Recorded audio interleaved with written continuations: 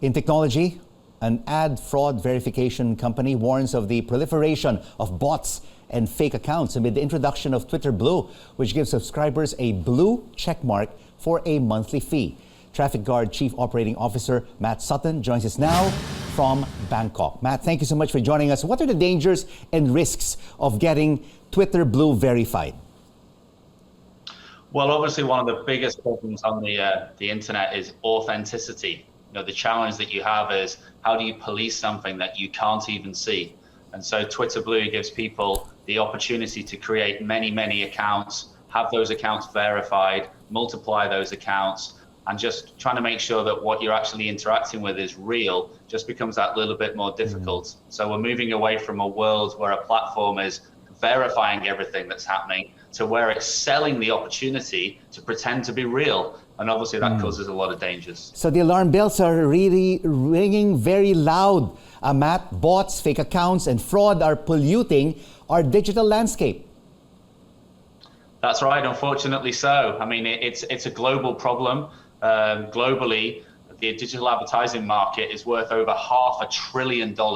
And when you get a market of that size, then you're going to get bad actors. And so it's a global problem. Southeast Asia and the Philippines, unfortunately, is as exposed to it as anyone else. Can you give us examples of big companies who have been impacted by these bots and how it has affected them in terms of reputation?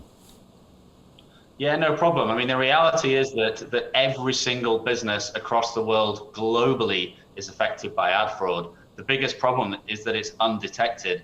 So it's not a case of whether you're being affected by ad fraud. It's a case of how much is it actually costing you. And the only way to actually go and find that out is to use technology that gives you the transparency to do it.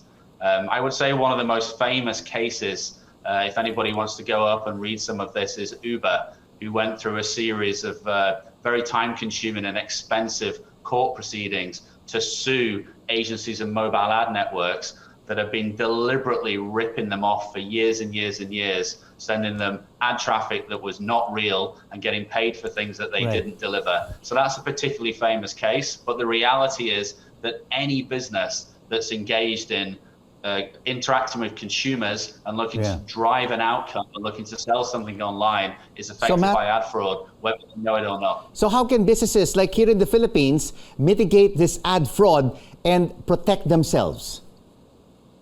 Yeah, it's a very good question. In the Philippines, as I'm sure you're aware, the e-commerce market is growing very fast, over 15% every single year.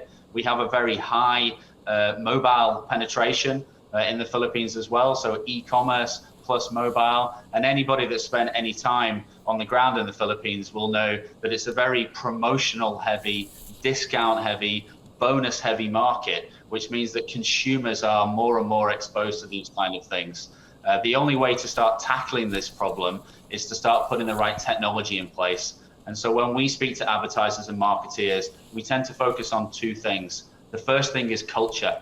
So it's about having an openness to go and have a look underneath the hood at what is actually happening and start to question the things that you're generating. Are those ads that you're buying actually real?